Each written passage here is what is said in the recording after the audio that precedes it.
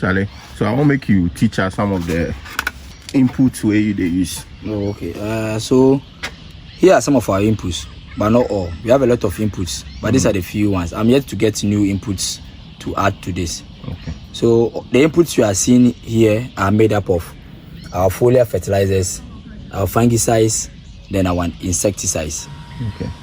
But mind you, in order for you to get your foliar applications correctly, you need a skill. You need a skill. Okay. To be weighing, because most of them are weighed. Yes, most of them. The fungicides are weighed, the foliar fertilizers are weighed. All these ones are weighed. It's only the liquid ones that are measured in mils. And then with that one, you can use a measuring cup. Some of them come with their own measuring cups. So for that one, you don't have anything to worry about. Once it's liquid, it's being measured in mils. Okay. But when it's in solid like this, solid like this, solid like this, solid like this, you need a scale. A normal kitchen scale will do. Okay. To be weighing them. Yes.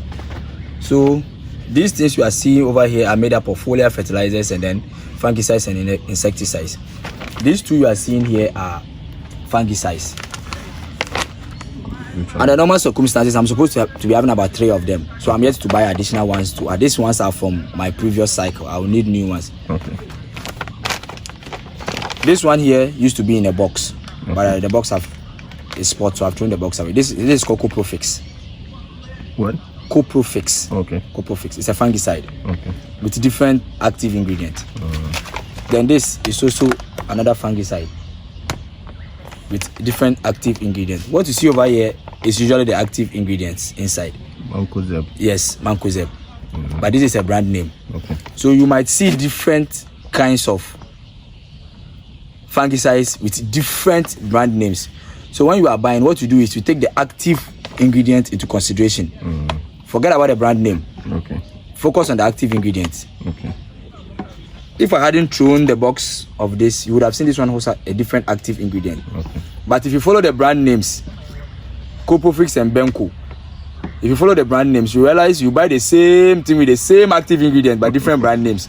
You might be saying, "Oh, I have two fungicides," but it's basically going to do the same work. Okay. Yes. So you take the active ingredients. This one, what does it do? Oh, this is a fungicide. Okay. This is a fungicide. All right. It attacks anything fungal. Okay. This is also a fungicide. It attacks anything fungal. Okay. Yes. And the reason why we are supposed to be having 2 or 3 is that when you use just one, sometimes the organism you are attacking grows resistant.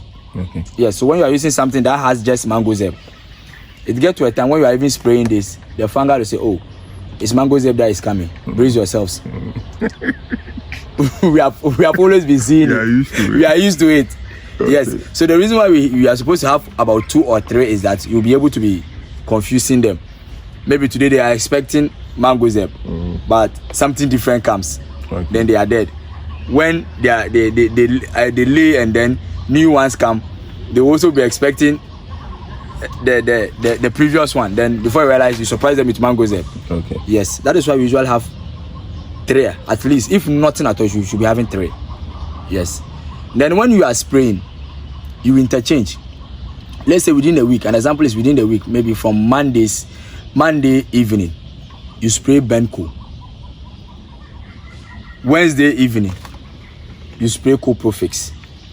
Friday evening, you spray 5-star. 5-star is also a fungicide. You spray. I don't have 5-star here now. I'm yet to buy. You spray 5-star.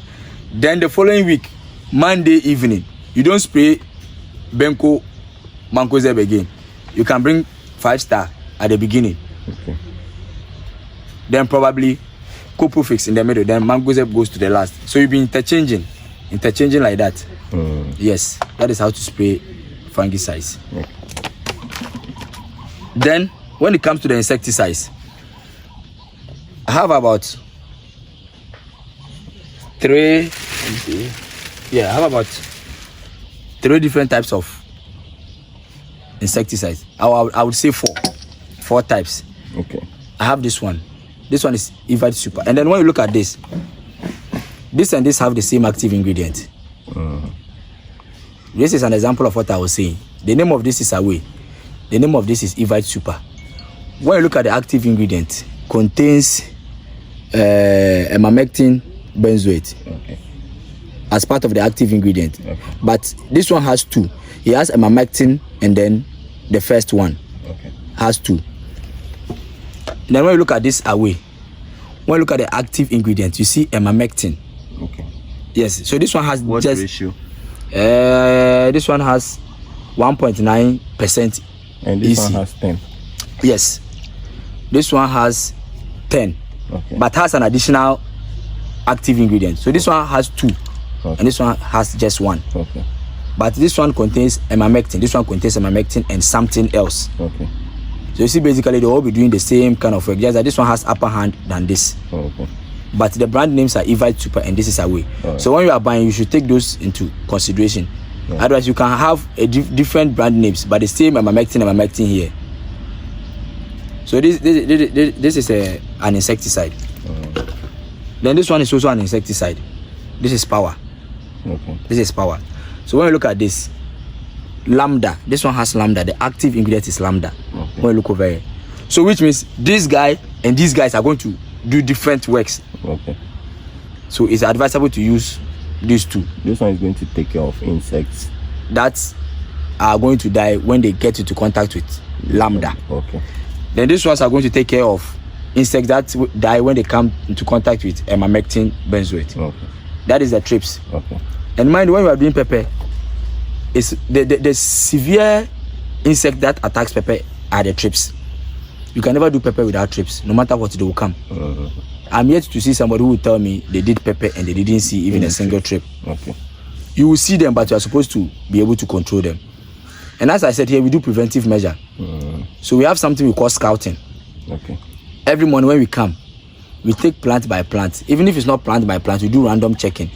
You pick one plant, you look at the back of the leaves, and then, mind you, insects like hiding behind the leaves. They like hiding behind the leaves. So you pick plant by plant, look behind the leaves. When you see anything like insect there, you start spraying before they begin to multiply. And I don't know how our farmers have been spraying. When you are using the knapsack sprayer, and then you are about to spray Foliar, the nozzle, usually this is how it looks like. So when you are spraying something like the fungicide, the nozzle faces upwards, so that it will target on top of the leaves. But when you are doing insecticide, since the main target is under the leaves, you turn this upside down like this. So that when you are spraying, it goes under the leaves. That is what our open field farmers usually mistake. Some of them don't know how to actually use the knapsack. Whether they are spraying insects or fungicide, the knapsack is always like this. But here what we observed is that when you want to attack insects under the leaves, you don't do this, because when you do this, it's on the surface of the leaves. But when you turn upside down like this, it goes under. So that is one thing about the use of the knapsack. Yes. So as I said, this one will attack insects that when they come into contact with Lambda, they die. This one will attack insects that when they come into contact with emamectin, they die. Then this is another organic insecticide. It's called neem oil. Yes. When you look at it, it's in the form of oil. Yes. So what we do is that it looks like honey. Yes. When you don't take care, you might use it to eat bread, but when you use it for bread, it's good night for you. So we mix this with alatasamana. No, not to bath them, but because this is oil, and we need it to be attached to the plant. We add the soap. So it will serve as a sticker. Exactly, for it to be able to stick. So you weigh, you measure this, and measure this, mix it in a knapsack, then you spray. Mind you, this is organic, but the scent is very, very strong. So what ratio do you measure this one to? It depends on the age of the plant. If you need more. Yes, when you need more, you can weigh this about I think usually do 20 of this to about 50 of this into 16 liters of water. 20 bottles. No, 20 mils. Okay. Mils. Okay. Mils. That is why I said when it comes to liquid, you have the calibrated yes. cap. You see 10, 20, 30, Yes. 40 is calibrated. Yes. Yes. So when you read on the what's the name? The label on the product, you will see the number of mils you are supposed to measure to, the number of. What if I just take any neem tree, blend it and spray on it? Oh, Will I get the same result? The idea is that it's the scent that is supposed to drive them away. Okay. And we all know neem tree has a very pungent yes. scent. So once you're able to get the scent, it will still do the same work. Okay. It will still do the same work. And mind you, in spraying all these chemicals, you take the pHIs into consideration. I know somebody will ask what pHI is. Of course, I wax. Pre-harvest interval. Pre-harvest interval. Okay. Do you understand the pre-harvest interval? The chemicals don't stick in The fruits. the fruit. Yes. Okay. So we have chemicals that when we are harvesting, we spray. Okay. We have chemicals that when we are harvesting, because of the way they are strong, we don't want chemical residues on our fruits, so we don't use them. Okay. So when we take this, let me look through. This will have a. So with this, you see the harvest intervals. Okay. 3 days for every vegetable. Okay. This is 3 days, 9 days, 7 days. Okay. So you take all this into consideration before you spray. Okay. So when you know you are due to harvest in the next 3 days, 3 days. yes, you use something that has pHI 3 days. Okay. There are others that have 14 days. So for the 14 days, if your plant haven't yet started fruiting, you can be doing the 14 days. But the moment you start seeing fruits, then now you come and use something that has a lesser PHI. a lesser pHI. Let me see this. Yes, this one. pHI, pre-harvest interval, 3 days. Okay. Yes, so this is 3 days. So in spring, you took all those things into consideration. Yes, so I think we are now done with our insecticides and fungicides. And as I was saying, you interchange this. It's the same way. When you have about 3 or 4 of this, when you spray this on Monday, you come and spray this on Tuesday. Probably you wait, you skip Wednesday, come and do this Thursday, and do this on Friday. The following week, what you sprayed on Monday, you don't spray the same thing. Okay. You bring any of them. You can bring the last one to the first. Then you'll be interchanging them like that within the cycle until you end the whole thing. Okay. Same as the fungicides. That is why you usually need 2 or more. Yeah, this one, if you are doing like an acre, you end up exhausting like a box. Family is not for the weak. Family is not for the weak. Okay. Yes. So you interchange them. Yes. Then with our foliars, this is a foliar. Okay. This is Yaravita. This is Boost Extra. Okay. This iron. This is iron. It's actually in a different container, but Okay. You poured yes, some. I poured here. Okay. It's iron. So when you realize your plants are suffering from iron deficiency, you quickly spray this. Okay. You quickly spray this. Okay. Then something like this. It's also a foliar. It's called Harvest More. And the ratio, NPK ratio is 30-10-10. Okay. Meaning the nitrogen is 30, the phosphorus is 10, then the potassium is also 10, plus iron. Okay. Yes. So when you spray this, it increases the number of leaves. It makes your leaves more greener and then gives you more. If you need vegetative growth, Okay. this is what you use. Okay. Because of the high nitrogen content in it. Okay. So when you come and then you are looking at your plant and you realize, oh, my leaves are looking pale, like I don't have leaves, you spray this. When you spray this for some time, your place will become like a forest. Okay. Mind you, and when you overspray it, you get plenty of leaves. And it's not leaves that we want, it's fruits that we want. Okay. You will see the plant will be there, nice leaves, but no fruits. Okay. And with this, that is the main reason why I said you need a skill. Something like this is weighed. You see, we are seeing 100 to 200 grams. Yeah. Yeah, so if you don't have a skill, how will you know 100 to 200 grams? unless probably you do we use our forefathers One spoon. one spoon. One spoon. But if you want to be consistent, you need a scale. Okay. Yes, so all these ones are weight. This one is also polyfeed, and look at the ratio. You realize the other one was 30 10 10. This one, the ratio is 19 19. Okay. Yes, 19. And this one too is also weight. So you see 70 to 90 grams to this. So if you do, yes, so if you don't have a scale, unless you use teaspoon or tablespoon, I don't know how that works though, but I'm used to the scale. Okay. Yeah. So any question on that? On our You don't use Super Grow? Oh yeah, we use it. Okay. Yes, it's just you use it, but I haven't bought some yet. Okay. Yes, I have others that I use that I haven't even talked about. Trafford's copper. Okay. Trafford's copper. It's also for foliar. Then we have Kodamin flower. When I need more flowers, I do this. So there are a lot, but can 70 nitrogen and calcium in solution. Okay. This one is for foliar. Then amino cap. This is to correct calcium deficiency, but it's mainly needed in tomatoes. It's mainly needed in tomatoes. Okay. Even though pepper also needs some, or the other vegetables also need some. Okay.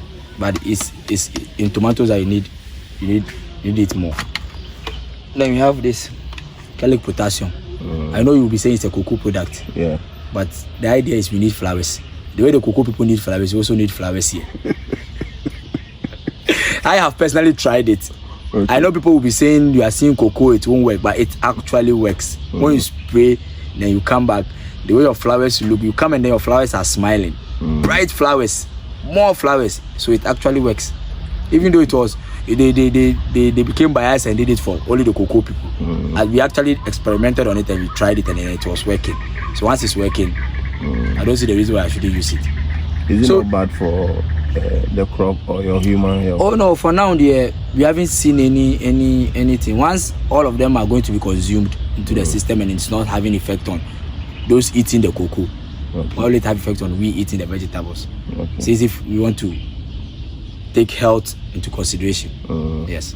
So there are a lot, depending on what you can buy. Yes, maybe a farmer cannot be able to afford all this, but at least you should get about 3. At least 3. But I have more.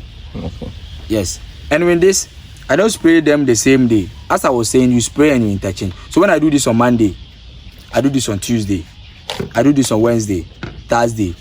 When it gets to the following week, I don't do it again because most of them are 14 days interval. Yes. So what I do is that when I spray the liquid ones this week, I spray the solid ones the following week. So by the time it will get to another week, then the 14 days had come, then I go back to this, then that. So that's how I interchange. So it's not compulsory you have plenty of this. Plenty of this is an advantage to you. But if you don't have the funds to get plenty like this, you can get at least 3 or 4. So you can get 3 different fungicides, 3 different insecticides. Then the foliar fertilizers you can get about 3. This 1, 2 or 3. Which of them don't go together? There are others that they write you can mix with this and this and this. But me, to be on the safer side, I don't even attempt. Even when I tell me it can go with this, others you can realize they write it can be added to other insecticides and that, but I haven't combined any of them before. I don't even want to take that risk. I don't even want to take that risk. So I never combine. If it is this, is this. If it is this, is this. I never combine. Even though some of them are compatible. When you read the label, you realize this particular chemical is compatible with this, with this, with this. But I have never tried it before. Yes. I've never tried it. What about the other fertilizers? They are in the... Yeah, the other fertilizers. The main ones for the NPK. Yes. The main ones for the NPK, we spray those ones as foliar 2. In smaller quantities. Granular ones. Yeah. The ones yes, inside. The ones inside. When you touch the leaf, they don't... That is why I say we weigh. We weigh. And when we are spraying, we have a way to spray. We don't allow too much to pour on the leaves. Yes. I haven't started doing foliar. I would have demonstrated for you to know how it's sprayed. So you just walk through. You just walk. even if small touches the leaves. So you are saying the normal NPK we have can be sprayed through the leaf. Exactly. But at what EC? That's what I'm saying. Here, when you weigh something like 60 grams of the NPK, when you weigh the 60 grams of the NPK, and then you dilute in water, when you check the EC, you will not spray. When you check the EC, I'm telling you, will not spray. You can check the EC, then the EC will be around 20. That is what I'm saying. When you are spraying, you have how to spray. You don't let plenty pour on the leaves. Okay. So it's like you are walking, just like you raise it so that the drops not too much on the leaves. So just walk and spray. Hey, you go better now. That is why I said if it's technical. If I had started doing foliar, I would have demonstrated for you to see how it's done. But I haven't started foliar. Okay. Yes, I'll start that maybe 2 weeks time. Maybe after this week, the following week, I'll start doing foliar. Okay. Because when you say you're going to check EC, weighing 60 grams of let's say map, and then adding it to 16 liters. Yes, when you check the EC, you will spray. Yeah, so this is our fertilizers storeroom. The other ones you are seeing, they are the same kind of product, but they are for different people. Okay. So what we have here is the calcium nitrate. As I was mentioning, the calcium nitrate, this is how it looks like, and it's 25 kg.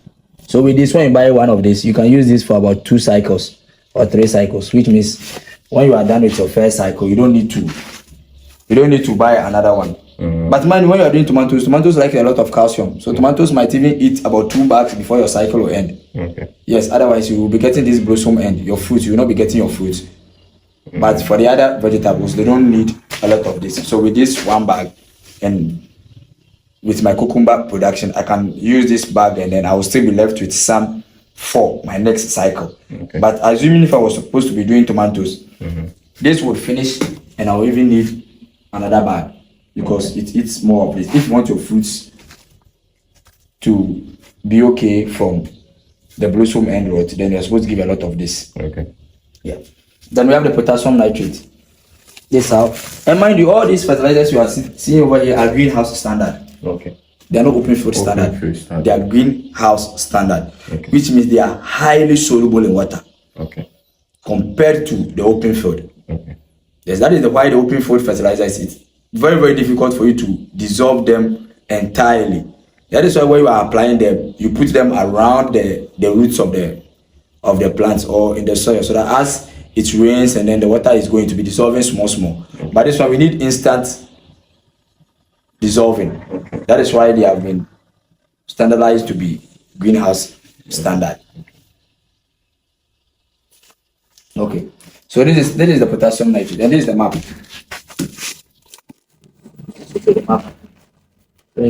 Mono amino phosphate. Okay. Yes, that is the full meaning of this. And with something like this, the plant doesn't need a lot. It only needs a lot when they are now growing for more root enhancing. So this 1 bag can even last me for about 3 years. Hey. Yeah, this 1 bag. Yes, since I started the cycle, this is the second time I'm buying this. Okay. The first one I'm having here finished during this my last cycle. So this one that I have bought is going to take me about 3 years, because they don't once the plants matures, then it's just small quantities of this that you give. So this one you apply it to what stage? Or you apply it when you apply it to the end of the cycle. Okay. But the moment the plant starts flowering, you reduce. You don't stop, you reduce. Okay. Because the NPK is a balanced diet. Okay. The NPK is made up of small quantity of this, small quantity of this, small quantity of this. Then this magnesium sulfate, small quantity of this, to get your NPK. Yes. So it's a combination of all this to get your NPK, but at different ratios. That's why I'm saying when they are younger, then you need a lot of fruits now. You increase this. The moment the plants establish well, it starts flowering, you reduce this. It's not that you do 0, you reduce. Then I come and increase this. Then the rest are normal. So if I understand it, these are individual ingredients. Yes. So this is potassium. Yes. This is which one is the nitrogen? No, this is magnesium sulfate. Magnesium sulfate. Calcium nitrate. Calcium. Yeah, this one is calcium, the nitrogen inside. Okay. So this is calcium nitrate. So all of them have nitrogen inside? No, not all of them. Okay. Yes, not all of them. It's only the potassium nitrate that has nitrogen. Okay. Calcium nitrate has nitrogen. This one doesn't have. Okay. This one is magnesium sulfate. Okay. Magnesium and sulfate. Okay. So that is it. What about this one? It's the same thing. This is also calcium nitrate. Okay. But in different bags. Okay. Yes, I actually got them from a friend. I think when you buy them at farming communities, it's usually cheaper than buying them in the cities. How much did you get them? I think map. I don't have the prices of it, but I think it's around. But all of them. All I know is that all of them. This is the most expensive. Okay. Yes, this is around 600. Okay. The potassium nitrate. This is around 600. Okay. Then I think this one will be around either 250 or something like that. But I have the receipt, but I don't have the prices of it. But all I know is the prices are far better compared to the cities. Okay. Yes. So I had somebody coming in for his seedlings, and then I ordered. That is why I bought them in large quantities like this. So they bought them from where? Yeah, Sumania. Sumania. Yeah, the guy came. He's one of my partners, the EdTech farms. Okay. I think his farms are at Sumania. Okay. So when he was coming for his seedlings, I asked him to buy because they were cheaper there. Wait, this one. So when you are coming to apply, you mix all of them. Exactly. In what ratio? Tell me about the mix. Yes, that is what I'm saying. That it depends on the protocol you are using. So for this Mediterranean cucumber I am doing, okay. When I start giving them fertilizer, the first to second week after transplanting of my cucumber, that is what you are seeing there. Yeah. I am going to weigh 75 grams of potassium nitrate. That is this. 50 grams of MAP. Okay. 25 grams of this. Then 30 grams of calcium nitrate. 2,000 liters of water. I think you saw our tanks are 1,000 liters. So this is a calculation based on 1,000 liters. Okay. So when maybe your tank is 2,000 liters, you should know how to do the calculation. It's supposed to be times 2 of whatever you are. When you are using the Venturi system too? For the Venturi, I'm not used to the Venturi. Okay. Yes, I'm not used to the Venturi yet. I am yet to learn. Okay. Yes. All I know is we used the 1,000 liter tank. Okay. Yes. So for the first week, what I mentioned are what you are going to weigh. Then your EC should be between 1.2 to 1.5. So what we do is that we fill the tank to half, add the nutrients, then we'll be topping up with water. So as we are topping up with water, we are stirring, we are agitating. Our system has been made in such a way that it can agitate, it can stir. Yeah. Yes. So as we are stirring, then we are adding the water until we come and get an EC of 1.2 to 1.5. So 1.2 is okay, 1.3 is okay, 1.4 is okay, 1.5 is okay. So you shouldn't exceed 1.6. Then when you add all this 2,000 liters, there is no way you are going to exceed 1.6. Unless probably the EC of your raw water is high. Okay. So that is what we give for the first week. Then first to second week. Then from third to fourth week, we now come and increase potassium nitrate 150. By that time we need flowers.